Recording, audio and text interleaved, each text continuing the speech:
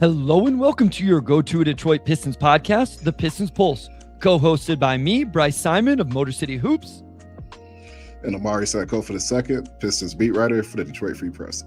And of course, we're always blessed to be joined by our producer, Wes Davenport. If you are not listening to Wes and Blake Silverman over on the Pin Down on the Detroit Bad Boys YouTube channel, you absolutely should be. Obviously, you should be subscribed to Omari on the Detroit Free Press and free subscription to the Motor City Hoops Substack, where I have game notes and analysis after every game. Even after tomorrow's game, where I will be with O2 in Denver, Colorado, where I think, Omari, it's actually warmer tomorrow in Denver than here in Kansas. What's the weather like up there? What do I need to pack for my trip to watch the Pistons in Colorado tomorrow? Yeah, it's currently 33 degrees. I think it's going to be warmer tomorrow, like in the 40s. So, yeah, just leaving Detroit, it was like 11 degrees. So this is way better, way better.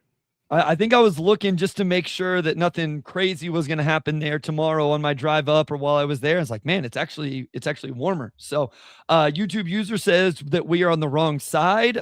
Wes, I don't know if we can fix that or not. There we go. Well done, Wes. There we go. And what up, Doe from DFizz313. So just a quick primer here, guys. We are going to talk a little bit about the games over the last couple of days, the last couple of games, I guess I should say.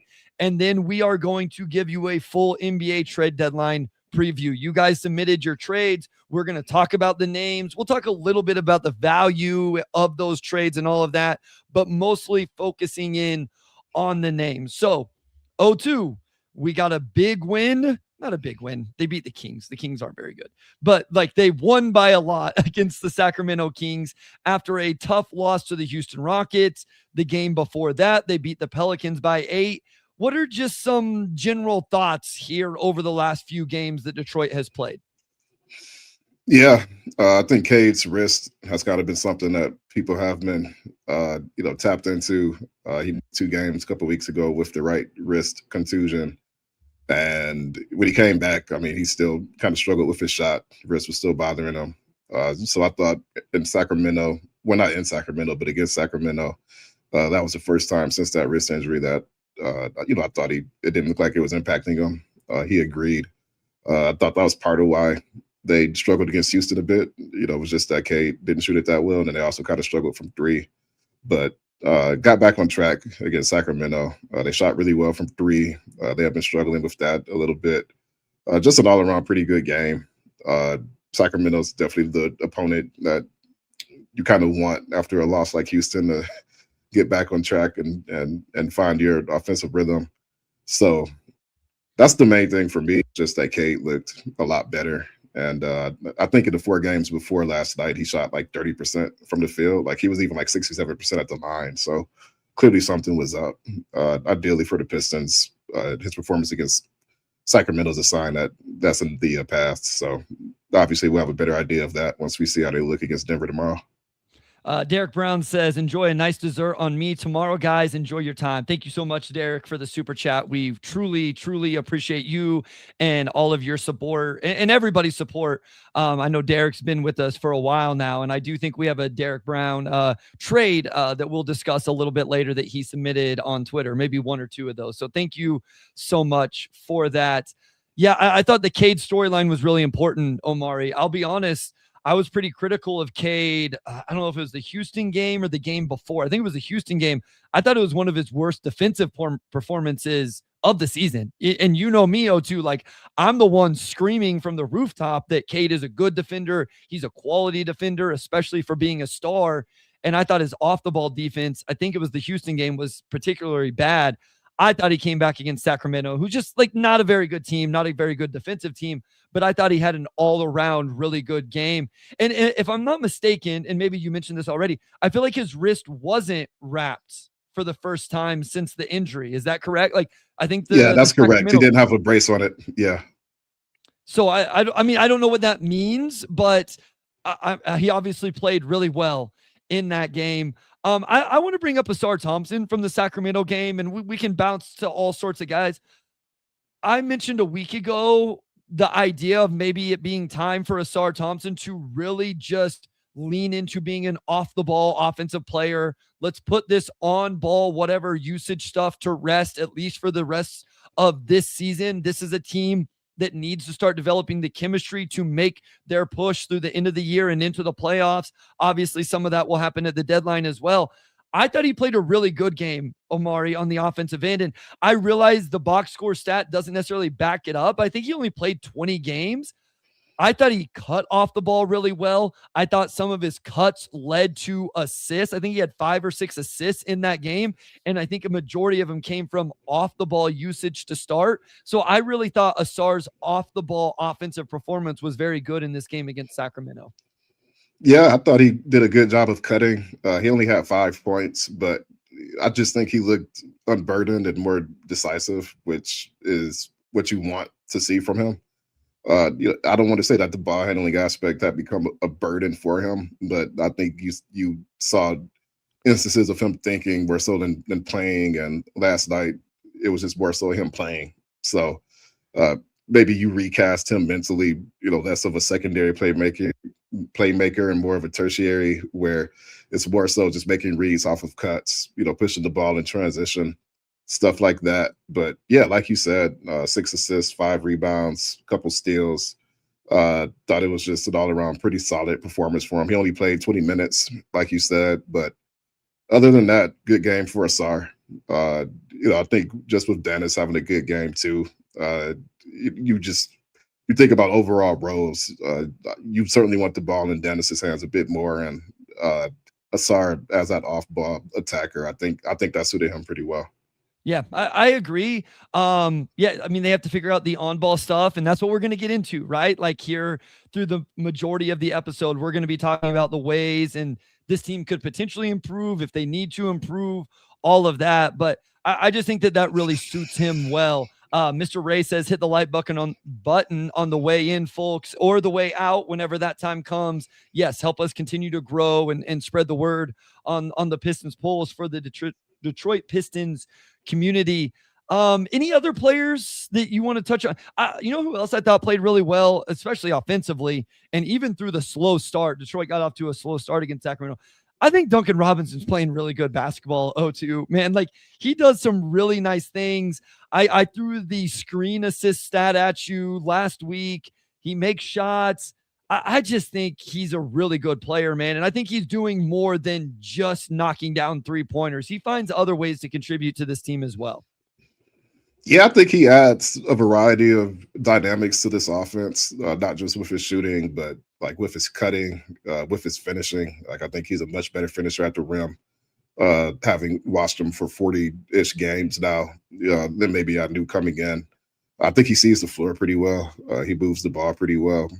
He does a lot of good stuff on offense, just in general. He kind of had that reputation, I think, as a floor spacer, but the offense just opens up a lot when he's in there. And to me, that goes beyond spacing. I think he maps the entire floor pretty well, and he's just always making stuff happen. Even just beyond that, just overall hustle and effort he plays with too. It just seems like a lot of good stuff happens when he's out there, and he's been so important to this offense. He's only missed 2 or 3 games this year. The offense just looked terrible in those games he was out in. I thought last night was just a good example of just the various ways he opens things up and makes things a little bit easier, I think, for his 4 teammates. I think another player we need to talk about is Dennis Jenkins. I think he really plays into this conversation. And I feel like we've seen, obviously, Karis LeVert has been out, so that's allowed this opportunity for Dennis to get more time. I think he's taking advantage of that time. I feel like for me, I was early on Dennis Jenkins, like, hey, this dude might actually be a player. And now compared to the rest of the fan base, I've been a little bit slower on like, hey, he should be fully ingrained into the rotation. He should be in the playoff rotation if we're talking 9-man rotation and all of that. At the end of the day, this dude has to stay on the court for them the rest of the year. I still don't know what the playoff rotation looks like, O2. I don't even know if I believe that they end up in a 9-man rotation in the playoffs. I truly wonder if they end up being a team that plays more guys than that and kind of bucks the trend of what you normally see. But right now, Dennis Jenkins is averaging 8 points on 40% from 3. I think his creation is really good. I think he's the second best ball screen operator on this team. I think he's about the only other guy that you would call a true point guard. That's Jaden Ivey's almost exclusively off the ball. Karis LeVert is combo guard at best. He has a real role on this team, especially depending on what happens at the deadline. No, he absolutely does. I agree with you. I think he's the best at working ball screens, other than Ned Cade, and he's really the only other guy on this team who I think could wear that point guard hat or point guard badge, whatever you want to call it, like Cade. The role he plays on this team, I think it's just too important for him to not play. I feel like he's still been a little bit on the outskirt of the rotation at times. So we've seen him pick up DNPs here and there. But every time he's out there, you notice him out there. And that's just because his passing really pops. Like, he really gets after it defensively. He can space the floor. Like, at 6'4", he's not a small guard. It's not like he's somebody defenses could try to attack or, put in motion or anything to try to pick a hole in their defense. He can hold his own. He just checks a lot of boxes for them. He's very, very important just as that point guard who can keep things moving when Cade sits. And he's earned everything he's gotten and arguably more. We've talked about it a bit on this pod, especially with Keith Smith the other week, but it would be shocking to not see him get that standard deal. I think his last game is like February 5th, like the same day as the trade deadline, which we'll talk about in a little bit here. But yeah, he's just been so important for this team. I think he's exceeded any reasonable expectation just past the midway point. And he's got to be a guy playing, to me, a minimum 25 minutes a night, just because of everything he does. That's been good for this team.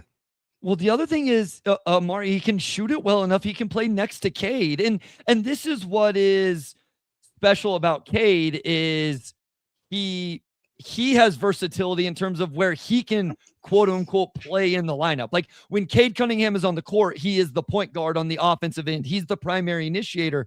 But Cade has versatility on the defensive end because of his size, where you can play a, quote unquote, smaller player like a Dennis Jenkins and let him. I could see matchups in the playoffs where Dennis makes sense, where like he's the guy that makes the most sense to chase around a Darius Garland or somebody like that, right? Whenever you get in to those specific matchups. So I think, listen, shout out Dennis Jenkins first and foremost, right? Like, earning his spot into the NBA, onto the two-way, and now what seems like a true 15-man roster spot, however that plays out, whether it's for the rest of the year, some sort of other contract, whatever. Like, shout out Dennis Jenkins. And again, credit to the find of Troy Weaver. This is what Pistons fans are always clamoring for, is this diamond in the rough. Where's the undrafted free agent or even the second-round pick that comes in? And Troy Weaver has done Trajan Langdon. My apologies to Trajan. I was going to wait for you to pass. I was going to wait for you to finish. Did I do it both times? Did I say it both times? You did say it both times. Oh, no, Trajan, I'm so sorry. He's going to ignore me tomorrow whenever I see him at the arena. Trajan Langdon has done an incredible job. And it's not just Dennis, right? Like, Javonte Green, Paul Reed, like, he's done a really good job rounding out this roster. And these guys, I mean, Javonte's another guy, Omari, like, every time he plays, his off the ball defense is so much fun. He's always getting disruptions. He's digging, like, he knocks down a shot. He brings energy. Those guys are awesome, man. They do so much for this team and have been such huge contributors to the success thus far. Yeah, 100%. Javonte Green, like, it's funny. Like, he was signed, I think, mid-August, and sort of just an under the radar signing. Like, you add a vet who can come in, like, you don't expect or really know how big that role is going to be. But he's like the guard version of Paul Reed. Like, I feel like I've said that before, but he just comes in and he just wreaks some havoc. It seems like he has a knack for knocking down timely three-pointers. I actually think his three-point percentage, like, is pretty decent. Like, he's been shooting it a bit better, I feel like, in January. And he just brings a lot to the team. The athleticism. He really fits that second unit to a T. He's even closed games here or there. Yeah, another guy I think that's exceeded every expectation. And yeah, credit goes to Trajan, obviously, for identifying guys who maybe were a bit unheralded, but have come in and just absolutely fit this team to a T. Yeah, 36% from three right now. I think I had this Yeah. conversation on the Substack the other day. Somebody was like, they weren't like calling me out, but they were like, why are you questioning the 3-point percentage? Like, where does it need to get? And I think I actually looked up his catch and shoot percentage solely, and that was even closer to being like, hey, this is probably manageable. And he plays with a ton of confidence, I really, we get caught up in what's the 9-man rotation, what's the 10-man rotation. When you get to the playoffs, the rotations shrink. Oh, two, and I know we're about to talk about like some consolidation trades, and I do kind of wonder if this just ends up being a team that plays 10 guys still in the playoffs. And in one series, it's this guy. And in the next series, it's a different guy. And you can play big or you can play small and you can survive an injury to just about anybody other than Cade Cunningham. I don't know. It'll be interesting how JB plays it out. I do think we need to talk about Jaden Ivey, because once we get into the trade conversations, it's going to be a lot of we're trading Karis LeVert and Jaden, and we don't have time to stop and talk about those guys as much. So another guy who's shooting the ball well right now, Omari, 38% from three.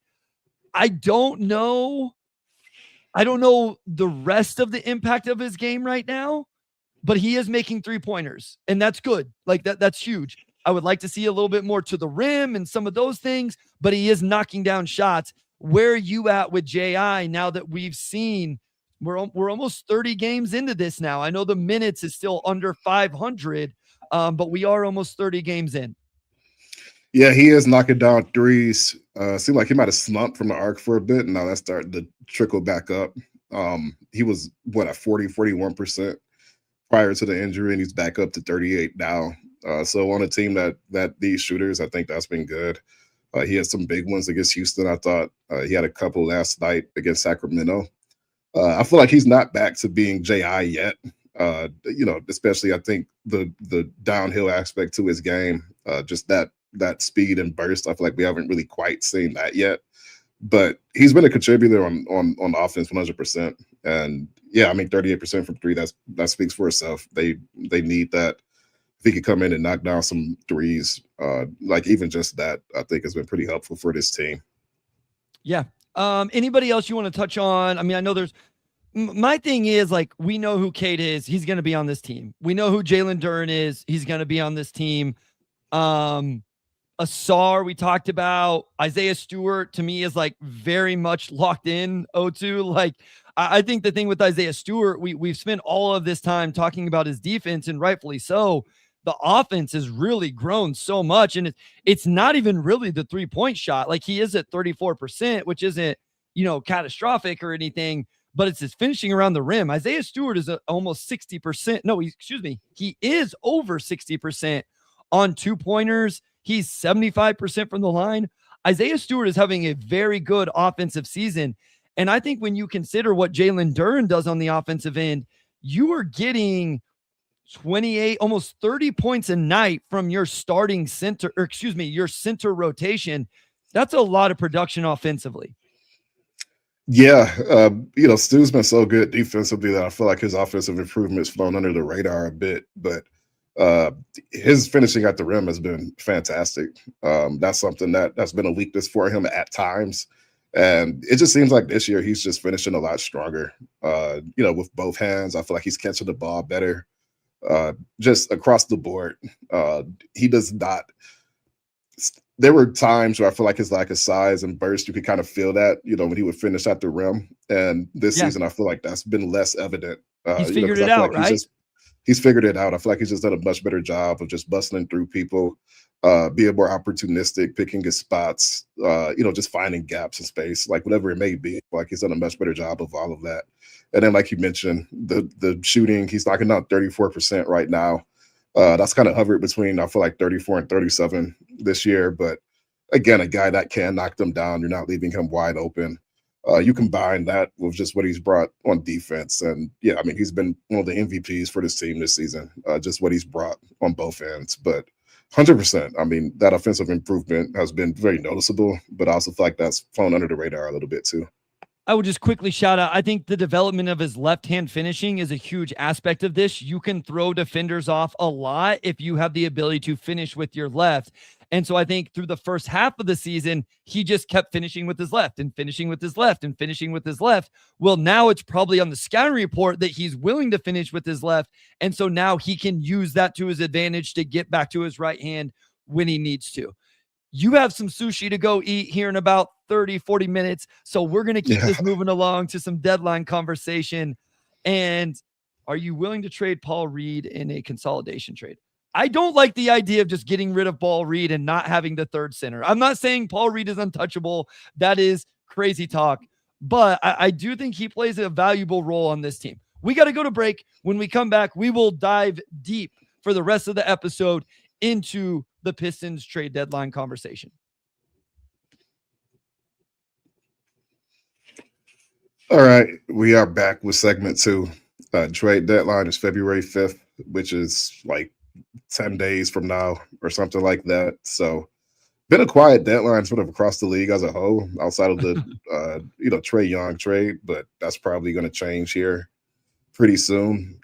So just from the Pistons standpoint, just broadly, Bryce, what would be a successful trade deadline for you? Because there's been a lot of talk about, well, they should make a big move and go for a wide open East, this and that. Where are you? Do you feel like they need to do that, or is it just more so maybe something Dennis Schroeder level like last year, where you address a very specific need with a vet and then just keep it going from there? So I think in general, my stance has stayed the same in terms of, I do think that this team needs more shooting / scoring. If they really want, listen, if Trajan and the front office and whatever, Wes has brought this up and others as well, like this young team has earned the right to go figure out what they are in the playoffs with this young core. And I don't disagree with that. And if that's what the front office wants to see, I will not be mad about that 0-2. I believe if they essentially stand pat at the deadline and go into the playoffs with this roster, I think it will be flawed, and I think those flaws will show up in the playoffs, and it may not lead to as deep of a run as what it could be. So again, I'm okay. Like, I'm okay if that's what happens. I would still like them to go out and add some sort of shooting or scoring. And I think I'm not saying I'm drawing a hard line in the sand, 0-2. I think 1 first-round pick is all I would want to trade. I don't think I think I'm kind of out on the Jaren Jackson Jr.'s, Trey Murphy's, those things that are going to take all of the matching salary and multiple first-round picks. I think that's where I'm at right now. I could, after the Rockets game, I may have answered differently, right? Because I think that was a game that exposed this a little bit. But I guess to throw out a couple names, like if you can get Norm Powell for 1 first-round pick, I'm kind of in on Norm Powell. I don't know where you land on Michael Porter Jr., but if Michael Porter Jr. only takes 1 first-round pick, like I'm a little more interested in that conversation. So I guess in general, that's kind of where I'm at. Yeah, like I think MPJ is sort of in a unique spot of he just so clearly checks the biggest boxes this team needs offensively. And with him being on a deal that would be an expiring deal next year, I mean, I don't know realistically how much Brooklyn can ask for him. I mean, if you can get him with 1 draft pick, I mean, I think that's tough to say no to. It depends on the pick a little bit, but from a value proposition, I think that's as good as it gets. But otherwise, I mean, the sense I've continued to get from this team is that they're not looking to shake things up too much. We actually talked to JB about it at practice, and this wasn't the exact quote, but more or less, I mean, he just brought up that this team has crushed it so far. I mean, they're 5.5 games in the lead for first place in the East. Like, that's not a small accomplishment. They have absolutely shattered any realistic expectation, that I think people broadly had for them, even a lot of fans. So they're not approaching this deadline like, yeah, I mean, I'll raise my hand too. I think I had him 4th or something. You had him a little higher than me. I had him a little I mean, listen, it's nobody had him on the 60-win pace. Real quick here, Fly Monk 321, that drop foot is a little scary. The injury stuff is scary with Michael Porter Jr. Then this is the other thing that's always important. This is why the Michael Porter Jr. one isn't as enticing to me as like Norm Powell, is because of the money. And somebody asked, like, what would you want if it wasn't a shooter scorer, and it would just be a little bit more depth in the front court, like at the 4 position, not at the 5 position. We've already talked about how they have enough there. Yeah, if you don't get a shooter, what would you be okay with getting? Give me somebody that can play true minutes at the 4, just to give you another option. So what about for you? Like, where Naji Marshall's an interesting name. We'll get into all of these in just a second. Yeah, I don't see I'm getting Naji Marshall, but Let, yeah, but I feel like we're pretty aligned overall on the approach though. Okay, so let's go ahead and just start. Let's start. Here's what we're going to do, guys. I'm going to give the trade out of respect to everybody who took the time to do this. Okay. Real quick here. GStew114. Finally caught you guys live. Great surprise driving home from work from Arizona. And yes, I'll be there on Thursday to hopefully see a Pistons win for my birthday. First off, happy birthday. I hope you have a great one, and I hope you get a Pistons win. YouTube user does not need to be starred, Wes. He is trolling me. Him and I both know that Gershon Yabusele is not an option for this team. You can unstar that right now, but always appreciate you. Okay, I'm going to throw him out, and we're going to very, very vaguely talk about the value and all of the other stuff. Mostly, we're going to use it as an avenue to talk about the player. So here's the first one. This is a Kyle Metz tweet. And just to everybody knows, if you follow him on Kyle on Twitter, which you should, he just throws out ideas. Not every one of these is him saying like, hey, this is what I would do or should do or want them to do. Jaden Ivey plus Isaac Jones for Colin Sexton. So again, we don't need to get into the Jaden Ivey value, whatever stuff. What are your thoughts on Colin Sexton, the player? I mean, on paper, Sexton does a lot of things that this team needs. He's a very viable ball handler. He could really shoot it. Like, he's a guy that could heat up, I feel like swing outcomes for games. So on paper, like, I think he makes a lot of sense for this team. Contract wise, I don't think he's too high up there either. So, I feel like, defensively, you are giving up something a bit with him. He's a smaller guard. He would actually probably be the smallest rotation player for this team. So I feel like that's worth bringing up. Like, what he brings offensively, I think he also gives up some defensively. So there's some give and take there. But just talking about the offensive end, he does a lot of stuff for this team that I think would be good.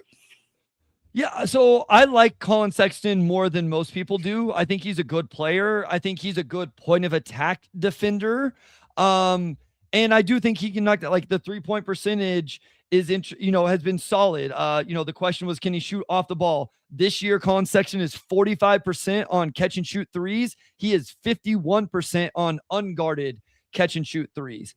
The one thing I would say is, like, is it a needle mover? I think is the good question. Like, how much better is he than what you're already getting? And I think that's going to be the question with a lot of this. It's like, we just gave Javonte Green all of this love. Well, how much of an upgrade is Naji Marshall? I would say he is an upgrade, but how much is? So I think right now you would have to say that Colin Sexton, just based on how many years he's played in the NBA, you could believe in more than Dennis Jenkins. I'm not saying he would outplay Dennis Jenkins in a playoffs. Like, we've never seen. Dennis hasn't got that chance yet. But I do think that that's the equation here. I think what really slows this down for me is I don't want to trade Jaden Ivey for a 1-year guy, right? And you mentioned the Colin Sexton contract. He's at $19 million on an expiring. Ivey versus Sexton defensively. I would say Colin Sexton is actually I think Sexton is better at the point of attack. If you need someone, Arthur, to just stay in front of the ball, I think Colin Sexton does that better. But J.I.'s physical tools probably lend to better, like, disruption and some of those things.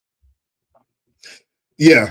I'm not as tapped in with Sexton's defense, but yeah, I mean, again, yeah, he fits. I think the expiring contract aspect of it is pretty interesting too, because then it's more so of a rental.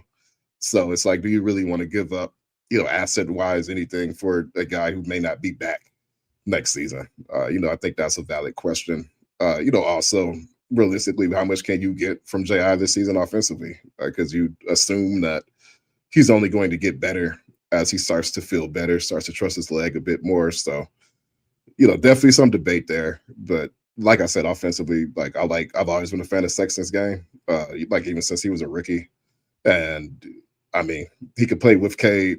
I think he can probably run the offense a bit, but he says you can put him next to Dennis even.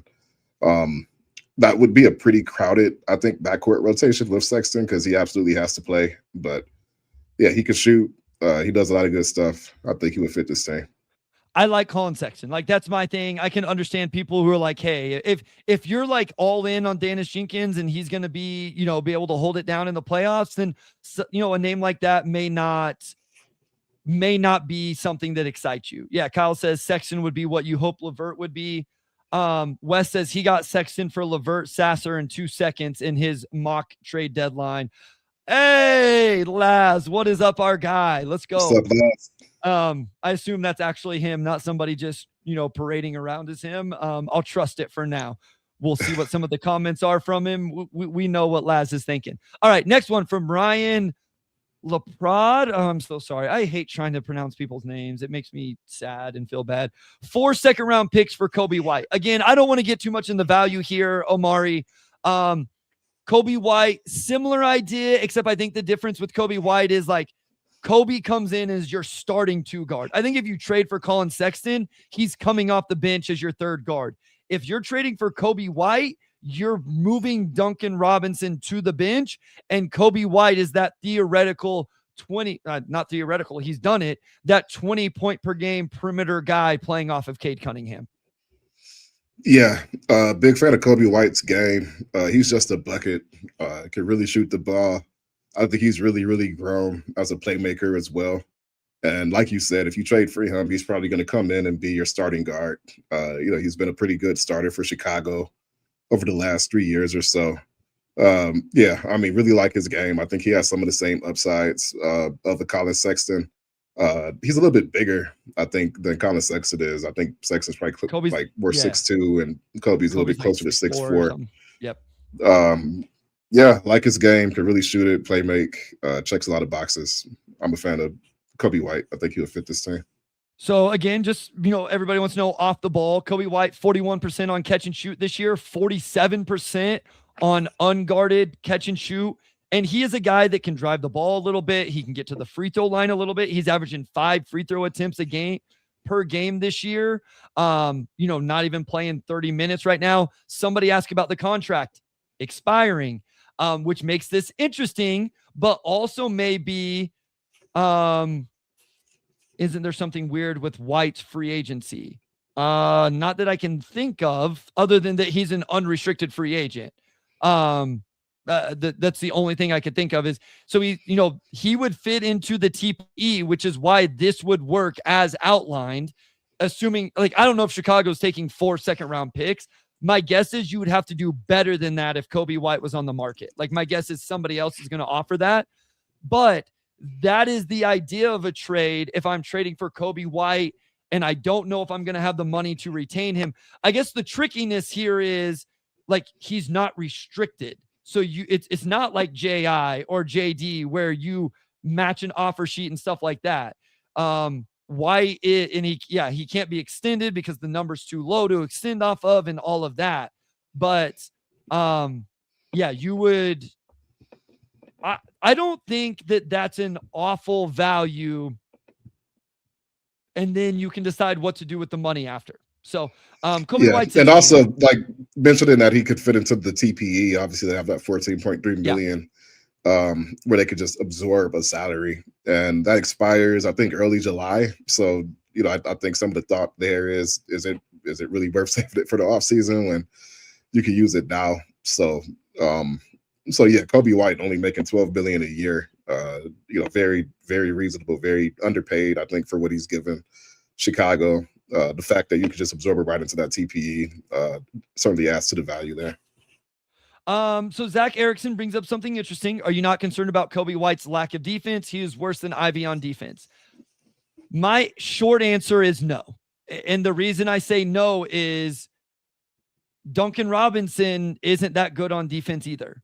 And this team is the second best defense by far, with Duncan Robinson playing all of those minutes.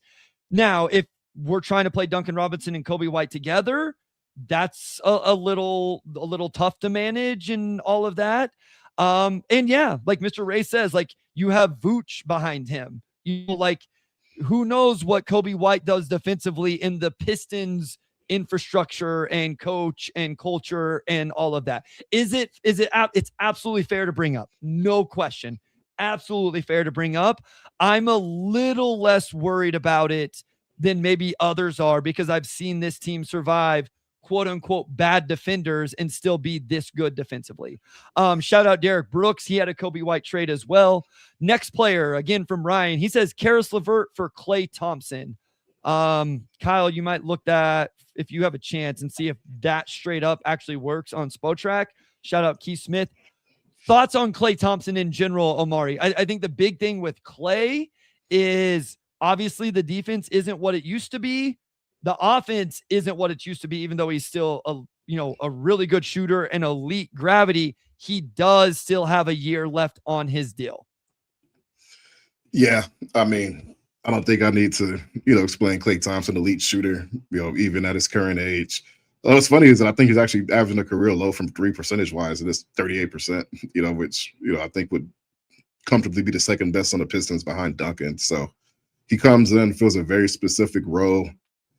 Like the other guys we talked about, I don't know how much you're going to get from him defensively, but the Pistons have also been so good defensively that I'm not really concerned with whoever they bring in, honestly, being like a great defender, because if you sacrifice a little bit defensively and get a pretty substantial upgrade offensively, that's a good trade-off for this team. Whatever problems they solve in the playoffs, just being able to get you a bucket will make up for, by far whatever you're giving up defensively. I feel like, with Duren and Stu back there, P. Reed, like you've got a bunch of plus defenders up front with Ron, Asar, even Cade. This team is built to be able to handle, a 2-guard who comes in and just provides 3-point shooting. So that's what Klay does. High volume, high accuracy. Obviously would fill a huge need for this team. Yeah, I like the idea. I don't love that there's a second year on the deal. I don't know how that would, change things, with their flexibility. I'd have to really look into the cap numbers when you consider what Jalen Duren's about to get paid and those type of things. So, that's my thing with Klay. If it was a 1-year deal, I think that'd be a great idea. And the thing with Klay is you don't even have to disrupt the starting lineup. You can just bring him off the bench, leave Duncan Robinson in the starting lineup. And, like my other thing is, okay, so Truth Teller says, I'm going to ask again, where does another guard fit on this team and who are you taking out of the lineup to make it work? I guess my question is, who are you absolutely sold is the 4-guard playoff rotation? And, and then what happens if there's an injury? So I guess that would be my answer is, like, I guess if you are sold that it's Danis and Karis LeVert, then maybe there's not a need for that. If you're sold that it's Danis and J.I., then I guess there's no need for that. I don't know that any of those guys have played so well that I'm not willing to at least hear out other options, especially for a team where 3-point shooting has been an issue, and the idea of bringing in some more of that makes a little bit of sense. So, that would be my answer, I guess. Next one from base Pistons, Ivy, Clintman, some second-round picks. Klay Thompson and Naji Marshall. So this is where the Naji Marshall conversation comes into play. What are your thoughts on Naji Marshall? Doesn't really solve the 3-point shooting, but I think he kind of fits what this team is about. Yeah, I mean, really good defensively. Could play either forward position. So I think just based on that, he's a guy that makes sense. But he has not shot the ball well. Really in his career, he's only shot the ball well like once. And he was one of the guys that, he was down in New Orleans and he worked with Fred Vinson, and maybe a Fred Vinson reunion will unlock that jumper a bit. Because if he's a guy that can shoot at least 36% from 3, then I think he's perfect for this team. But he's also a guy where, like, I wonder if Dallas is really keen on trading him. Obviously, they're figuring out some stuff long term, but he's young. He fits what they're trying to do. I'm curious to see if he's a guy that they're willing to move off of. I know that there's been some rumors that, he's somebody that they're probably leaning toward keeping, but with 10 days, we'll see how that shakes out. Defensively, he fits. Offensively, would want to see him knock down more threes than he has, because I haven't checked his percentage this week, but last I checked, I think he was hovering around 31%, right? Like, it's not been good at all. So Yeah. He had the one really good year, and I think I was like screaming for, that he was an underrated, free agent signing for somebody like Detroit. And essentially he switched places with Derrick Jones Jr. And then in Dallas, it's below 30% from three after the year that you mentioned. I mean, the sample size suggests, 900 career threes, and he's right at 30%. The sample size suggests that it's more likely he's a low 30% three-point shooter. He does defend. He has a little bit more off the bounce juice than probably what he gets credit for. I don't know that it's like good enough to like move the needle. It's not like he's going to be your primary ball handler in non-Cade minutes. Next one, again from Ryan, Karis LeVert, Sasser, a couple seconds from Malik Monk and Keon Ellis. So we move into the Sacramento King part of this conversation. Thoughts on Malik Monk and or Keon Ellis? Yeah, I mean, both of those guys I think fit. Malik Monk, can really knock down threes at a high rate. He gives you some playmaking as well, some athleticism. I kind of put him in the same mode as guys like Colin Sexton and Kobe White. Maybe not quite, to the level those guys are as a scorer, but I mean, Malik could really shoot it. And then Keon Ellis, he shot the three ball well. Strong defender. Both of those guys fit this group. Keon Ellis, I think, is a guy that would really fit this group long term. Just has a 3-and-D wing. He's probably the most valuable asset Sacramento has. So I'm curious. Like, I don't know if they would just include him in the deal with Malik Monk and not, maybe get better draft capital out of it. We'll have to see how that shapes up. But both of those guys would be rotation players, I think, for the Pistons. Both address their need for shooting, and then Keon Ellis can really defend too. So there's a lot to like there. Yeah, as Mr. Ray says, Malik Monk and Keon Ellis are two names me and Bryce have always been high on. Like, I'm the wrong guy to ask about this trade because I just really I think Malik Monk is good. I realize people don't like the contract and all of that, but I mean, I think he can really score. I think he can pass. I think Sacramento is a disastrous situation right now. And I mean, Keon Ellis, the thing with Keon is like, what are you going to do with the contract? Like, that's another convoluted contract situation you got to figure out.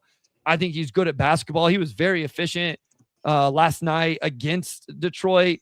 I like the idea of those. Somebody brought up a good point. Like, to Truth Teller's point earlier, you bring in two of these guys. I mean, now you are benching all of the guards there. Like, but because I think you're probably playing both of these. I do think it brings some defense. It brings some scoring. They're definitely interesting names. Let's go to break real quick. When we come back, we'll go ahead and touch on Michael Porter Jr. real fast. All right. We'll open up segment 3 and talk about Michael Porter Jr. I don't know if we had a specific trade for him, but I mean, we touched on him earlier, and he's one of the NBA's most elite shooters, like at 6'10". So that's pretty. So Ryan had explanatory, right? Yeah. Tobias Harris plus Jaden Ivey plus the 2028 first-round pick for Michael Porter Jr. Truth Teller, we're going to get to Bobby Portis, so we'll get to that. I know some other people are throwing out some names. I'm just going through the list, and we're going to have to speed up just a little bit. The one thing I will say is I'd have to workshop this a little bit more, step-in rules and stuff like that. I don't think I want to trade the 2026 first. I think I'd want to keep the 2026. I do think the Pistons could. I realize it's going to be at the end of the first round. I do think they could use bringing in a first-round rookie this offseason. So I would rather trade like the 2028. And I believe I would have to workshop that with the step-in rules in terms of like, okay, what is that? Where's that put you in terms of in the future, trading 3 firsts and stuff like that? My thing with Michael Porter Jr. is just like, are we buying high on a guy that's just like having, but the dude, here's the thing that I do have to remember. He was part of a championship roster 02. Like he did play a role. And I wonder if the role in Detroit actually kind of blends between them. In Brooklyn, he has a little too much freedom. In Denver, maybe felt like he didn't have enough freedom. So in Detroit, it's like kind of right in the middle.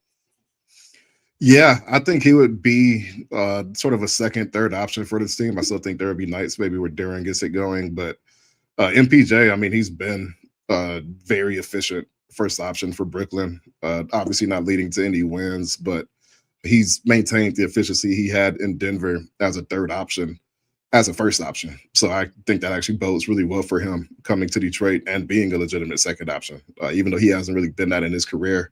Like you said, it would be a hybrid of the role he had in Denver and the role he has currently with Brooklyn.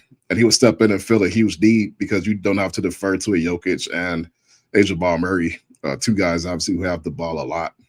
You defer to Cade here in Detroit, but other than that, you want him shooting. I mean, there's a lot of possessions where ideally you want that to end a Michael Porter Jr. shot. So, yeah, like I said earlier, I mean, I think just from a play standpoint, from a value standpoint, like he really makes a lot of sense for this team. I think it would just come down to what Brooklyn, uh, ultimately is going to settle for, and obviously that's in relation to the rest of the league. If you're a bad team, you could offer a better draft pick, but probably doesn't make sense to offer a good draft pick for a guy in MPJ who only has 1 year left. And if you're not competitive, you're probably not going to want to add 40 billion to the books. The only downside is that you can't trade for him without also trading Tobias Harris. Like just from a contract standpoint, Tobias making 26 billion. Like you just have to include Tobias in that. So I still think that kind of leaves you not very deep at power forward. And I also think Tobias has been really good for this team. So, I think that is a real downside. If there is a downside for going for MPJ, that's to me the biggest one. It's just that you would have to part with Tobias Harris in that deal. I think a couple other fair points. Trutella, I just don't think Nets would want Ivy. They just drafted 3 guards. I think the Nets would want Holland. I do think that that's an important thing to note. Like, Jaden Ivey's in a contract year for whatever team signs, would trade for him as well, So, like, regardless of anything on the court coming back from the injury, like, what are other teams going to value in terms of the young players on the Detroit roster? And then our guy Laz says, is podcast guest MPJ a locker room fit, though? I think it's a fair point. Listen, I can't go on podcasts and scream about the Pistons chemistry and that there just seems to be something special with this group and stuff like that. And then throw that to the wind whenever we're talking about bringing other personalities into the locker room. All right, here from our guy Kyle Metz. Essentially, it's 3 second-round picks for Bobby Portis. That's part of a bigger trade, but we've kind of done the Bobby Portis thing. I like it. I will say I watched the game the other night. I was like, goodness gracious, that defense is really bad.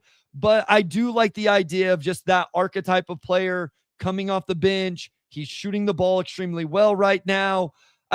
I would be fine with this. I don't think this is a massive move, but yeah, could you get Portis and MPJ in separate deals? I think, yeah. I mean, I think, right here you could because of the TPE. Yeah. So yeah, you could, a couple second round picks for Portis in the TPE.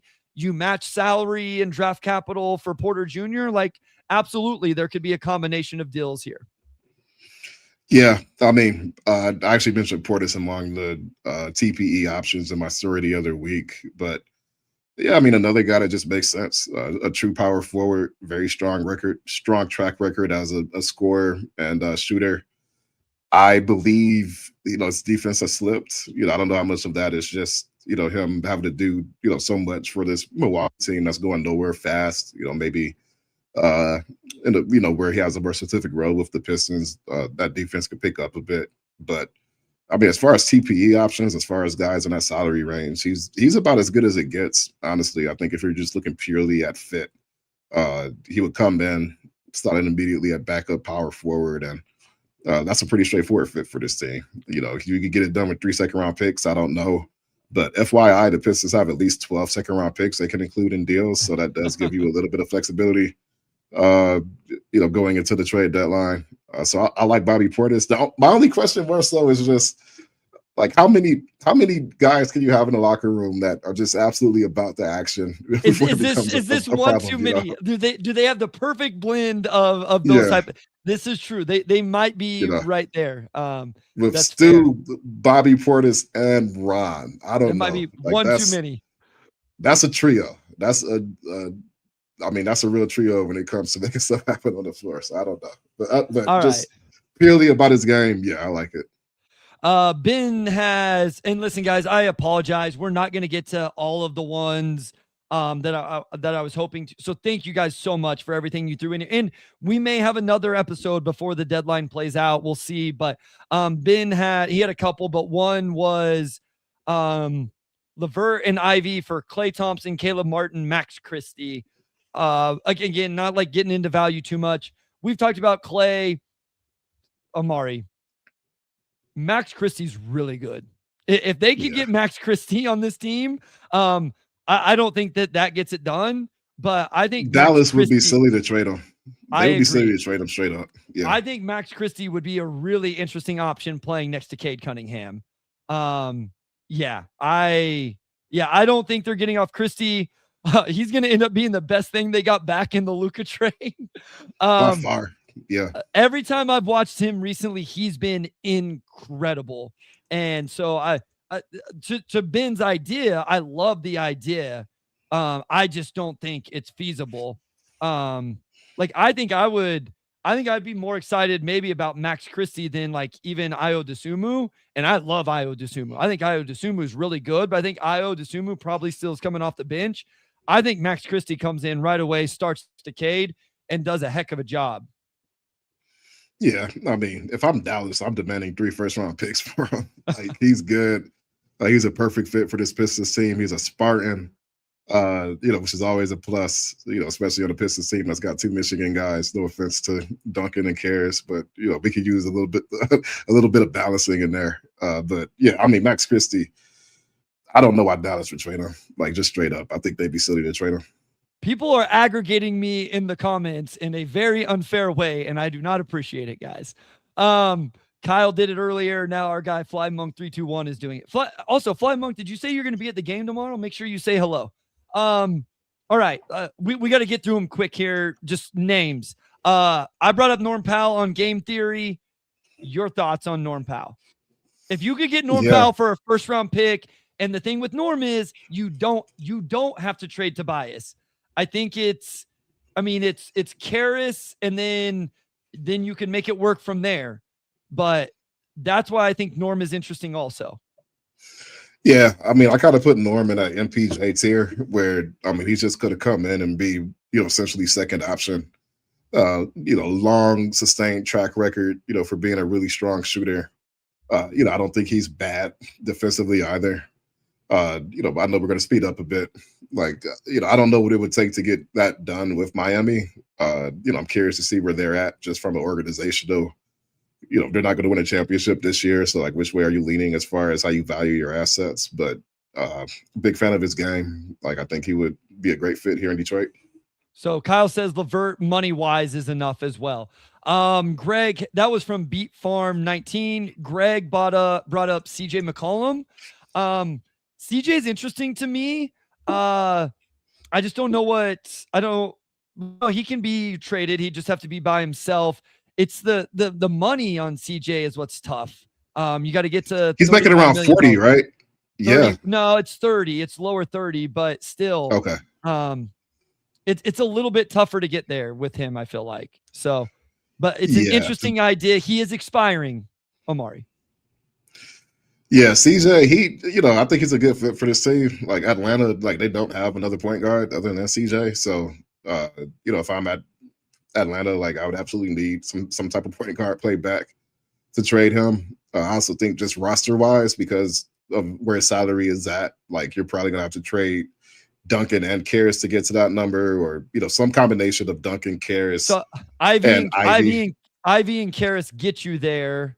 This brings me back to like, I don't love trading Ivy for a 1-year rental, I think. Yeah, I don't love the value there. And like I said, I don't know if Atlanta, like they're in a weird spot. I think they've been winning games, a bit more recently, but if you trade CJ and don't get a point guard back, then I mean it's just Dyson running point, and I don't think that's an ideal scenario for them. So I don't know what we get it done, but I like CJ's game. I think just the experience he has, he would fill a need for this team. was certainly cut into Dennis's role, I think, pretty substantially, because I don't know if you're going to play those two guys together in the backcourt more than you have to. But just purely from a game standpoint, obviously he's been a good point guard for a very long time, and would come in and could start in right next to Cade, can run a second unit, shoot at a high level. Yeah, another guard of all the guards we talked about that I think check those boxes. Mafia Pistons brings up the name Jalen Smith with the Chicago Bulls. I think that's an interesting name. I don't think it's a major needle mover, but it's a guy that can play, space the floor from a big position. I don't know how much I'm comfortable with him playing the 4, and obviously there's not any minutes at the 5, but I think you could do some stuff with him at the 4 and just give you another option come playoff times against certain matchups. So Jalen Smith is interesting to me. Listen, there was some big trades. I know Kyle joked earlier about his Giannis trade. Jaren Jackson Jr. got brought up. My thing with Jaren Jackson Jr. is I think it's just going to take so much to get him. A few other names, Omari, see if you pick out any. RJ Barrett, DeMar DeRozan, Dante DiVincenzo. This was from Out of the Blue podcast. Al Horford, I saw that name in the chat as well. Any of those names kind of interesting to you whatsoever? Yeah, I like Dante DiVincenzo. I think he can get after it defensively. Really, really strong shooter. I feel like he has a pretty important role for this Milwaukee team. So I'll be curious if he's the guy that they're looking to move off of. DeMar DeRozan, I don't think he really spaces the floor for you. Could he be the second option type? Yeah, but I think just for the salary, age, lack of spacing, I'm not as crazy about that. Al Horford, Al Horford is Al Horford, right? Like, exactly what he's going to give you. Again, the age aspect, makes me a bit nervous with him. And also, do you want him to just purely play power forward for this team? Like, I don't know. I think he's still more of a 5 than a 4. And then who was the 4th guy in that? DiVincenzo, DeMar, RJ Barrett. RJ Barrett. I mean, Toronto's been like so good. I just don't know if they are eager to trade RJ Barrett. But I mean, as far as 3-and-D wings go, he's one of the better guys on this list. I think he would fit this team perfectly. I just don't know if Toronto is going into this deadline like we have to trade RJ Barrett. I don't know what direction they're going to go in, honestly. They've exceeded expectations. They're not quite a contender. I don't know if you consolidate if you're them or exactly what the game plan is, but for the Pistons to get RJ Barrett, it would probably be more expensive than most people are comfortable with anyway, I would imagine. Yeah. Mr. Ray says AJ Green is a name we should target if we want a shooter. I could not agree more. I would absolutely love to get AJ Green on this team. I think he'd make a lot of sense for them. I just have no idea where Milwaukee's gonna go. Okay, we got to get you out of here. There's a lot of conversation. Well, real quick, Laz said, what happened to the Herb Jones rumors? Omari, anything you've seen on Herb Jones from the Pelicans? Obviously would be a great fit, 3-and-D wing. Yeah. I mean, he would fit great. Like, he's a better 3-point shooter than Naji Marshall. Would really, really bring a lot defensively and get at it defensively. Cost-wise, I'm curious to see what that would cost because they, are in a position where they need draft capital. If I'm New Orleans, I'm just not going to value a 2026 first for the Pistons too much, given that that's probably going to be 28 or 29, I think probably locked in at this point. So, that's almost second round pick range. So yeah, like the player, I like that a lot. I know that there's been some rumors with him. I don't, of all the guys I think the Pistons could acquire, he's not really at the top of my list of ones that are realistic, but I mean, just purely as a player, I think he fits this team pretty well. Somebody, Brian brought up Saddiq Bey. I yelled at Sam for even the thought of Troy Weaver trading Saddiq Bey. Saddiq has been incredible this year, by the way. Like, if you guys aren't watching, I know they just played the Pelicans, but Saddiq has been really, really good. Okay, we got to get you to supper real quick. Early on, DFIS 313, and I see there's a lot of conversation in the chat right now. We're going to have somewhat of an answer to this in 10 days. Are we seeing the last days of Jaden Ivey? Like, do you think he did trade him for Wiseman once, but he's not going to make that mistake again, Kyle? He learned his lesson on that one. Listen, where are we at on Jaden Ivey? Like, do we think he gets traded? Do we think, his time in Detroit is kind of up here, or what do we think? No, I mean, I wouldn't put money on him being traded, but I think long term, I think the main question is he's extension eligible, obviously. Is he going to have the chance to really get the minutes he needs to audition himself for that next deal? And is that a position that the Pistons will prioritize this offseason? I think the most logical thing for all parties, well, I won't say the most logical. I think there's a very great chance that the Pistons just decide to play it out. He's played 30 games. He's a guy that can really shoot the ball. He's a guy that could be, that other scorer you need if he does get back to his pre-injury form. And like, if that happens, I think that kind of changes pretty substantially the conversation surrounding him going into the offseason. But I think you have to at least sort of see where the value is with him. But otherwise, I think there's a incentive for both sides to let it go into the offseason. So we will see. I will not put money on him being traded, but I also can't completely rule it out. All right. Hopefully I feel like we got through a lot of names there, guys. Not as many as we wanted. Hopefully that's a decent primer for you guys. And I'm kind of hoping the next time, Quentin Grimes is such a funny name to me because of how Trajan Langdon's, start in Detroit. Thank you. Like Laz says, thanks guys. No, thank you guys for being here. The conversation was great.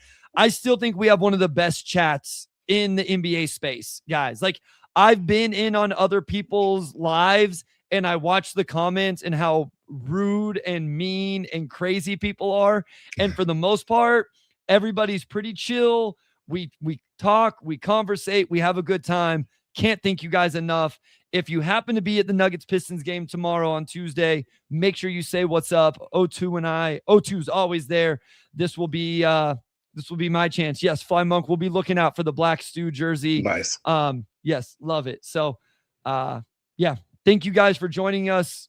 O2 has a supper to get to, so we'll let him get there for that.